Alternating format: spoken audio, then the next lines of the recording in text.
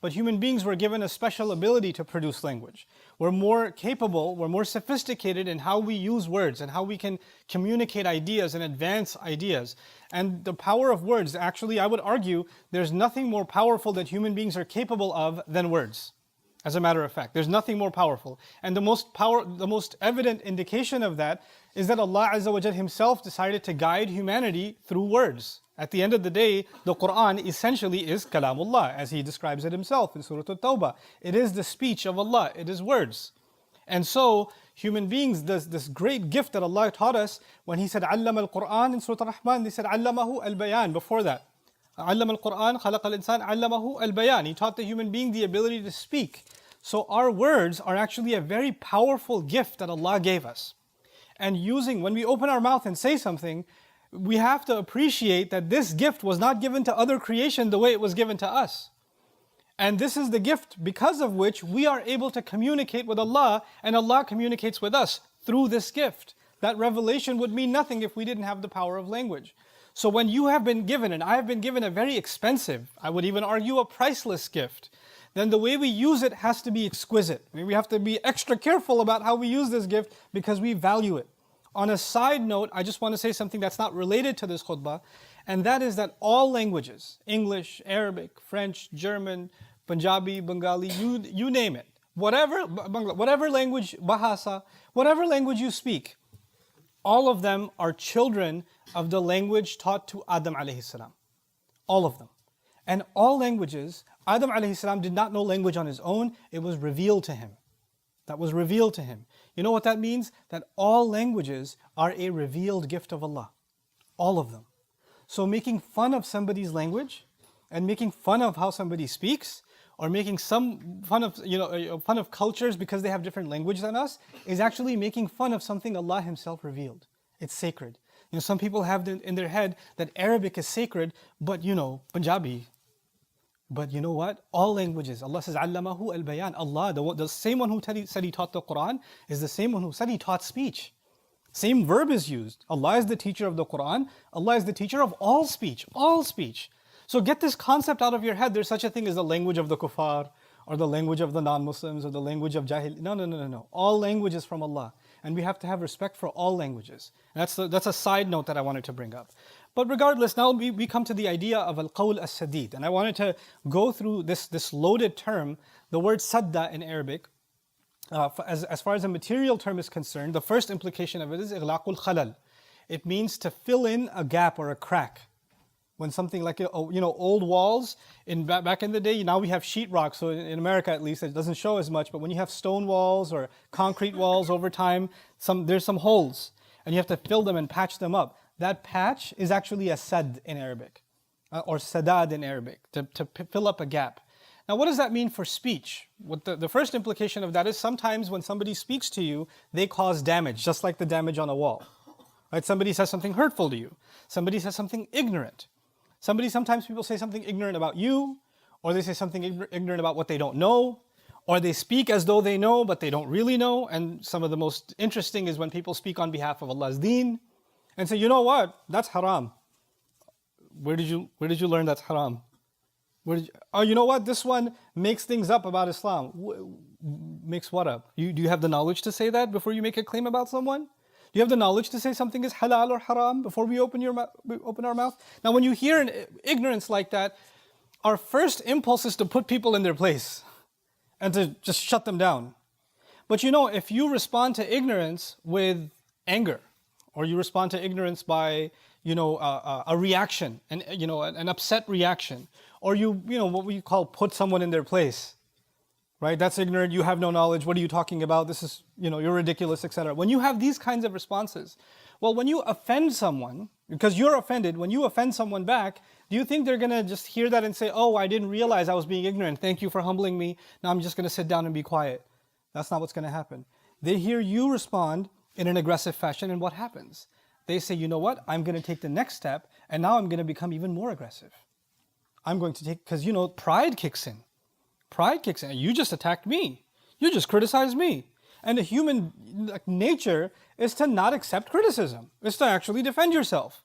Whether it's physically defend yourself, but even verbally defend yourself. Then right or wrong exits from the conversation.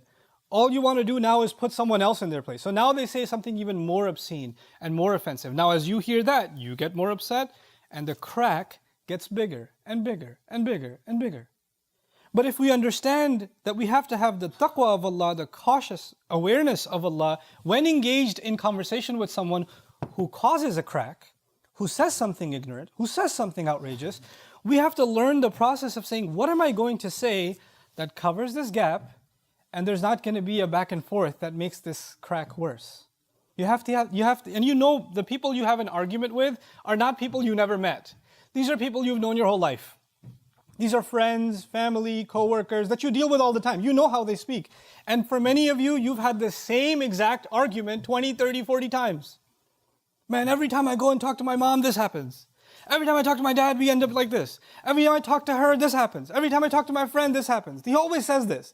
Well, if he always says this, and you always respond in the same way, and it always goes the same wrong way, but you don't understand what sadid means then. Maybe you need to think ahead and say, I've already gone down this road before, and I know where it leads. Maybe I need to be smarter now and say something or not say something, avoid saying some things, or say things in a way that will close this door. That that will not perpetuate further. And that's something you really have to become thoughtful about. Think about it. Language is, of all the muscles that we have in our body, the eyes and the tongue are actually very easily used. You don't have to actually exercise. You don't get tired of using your eyes. You just open them and they work.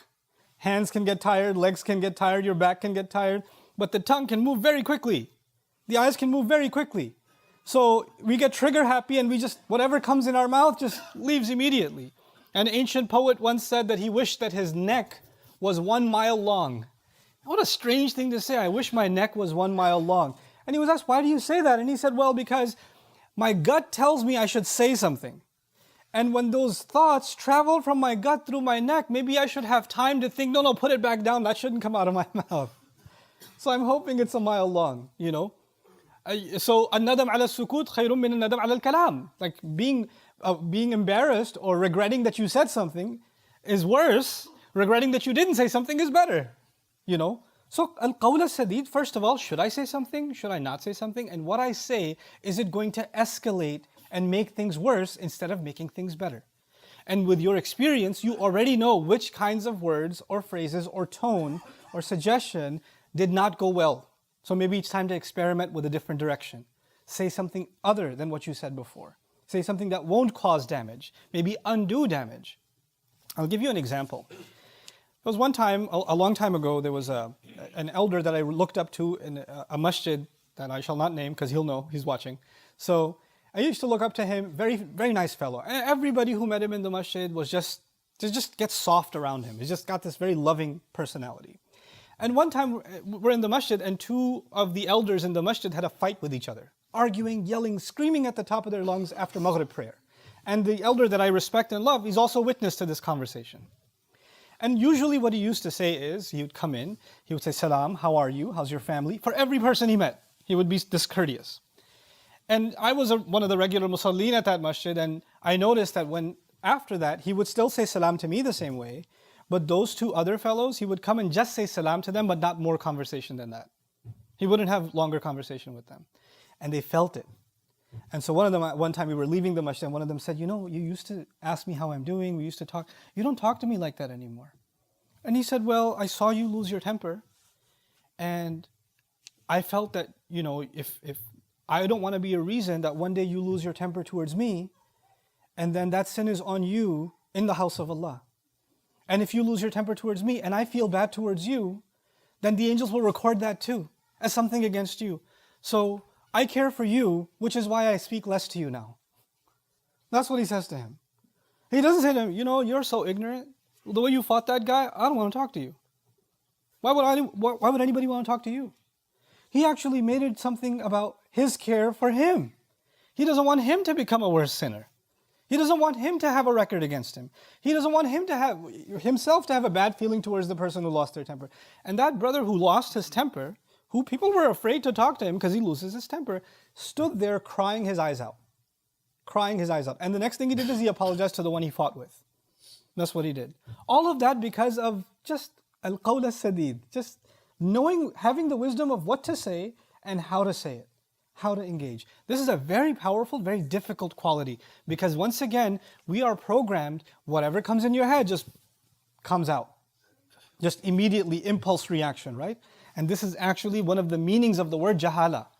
Aqal in Arabic is to tie up, and jahal is to let loose. Whatever comes goes. Okay? This is why وَإِذَا خَاطَبَهُمُ الْجَاهِلُونَ قَالُوا سَلَامًا in Surah Al-Furqan.